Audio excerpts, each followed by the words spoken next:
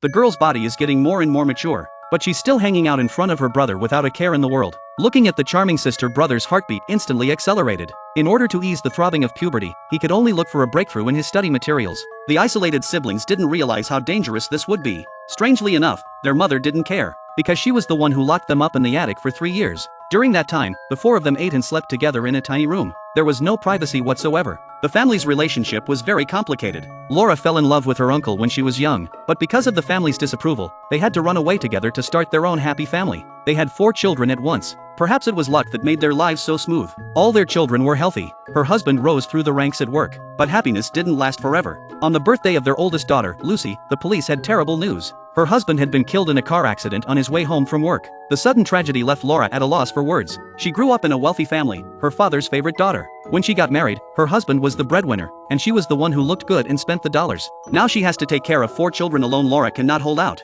She had to write to her mother, whom she hadn't spoken to in over 10 years. Then she told the children that grandma's family was very rich, and that they had a big estate and a villa. The mother was very excited. Paul felt instantly like a third-generation rich man, so they left everything behind and got on a train overnight to grandma's house. After getting off the train, they had to walk for 3 hours before they finally saw the big villa that their mother had told them about. Grandma came out to meet them. She wasn't as happy as she thought she would be to see them again. There was only disdain and indifference. Grandma took them to a small room on the roof with no expression. Then she told them the rules of the place. Laura would live here normally. The children had to stay in their room all day. Not only were the doors locked, but the curtains were not to be opened. And she made sure that the 2 older children were not allowed to get too close. Paul and Lucy were dumbfounded. This is different from the life of the rich they imagined. Laura quickly explained that when I was young, I did something wrong. I was kicked out of your grandfather's will. Now he's dying. I need to ease my relationship with him. When the time is right, I'll get you out. Laura persuaded the children to stay in their rooms. It was a good thing there was an attic to keep the kids from getting bored.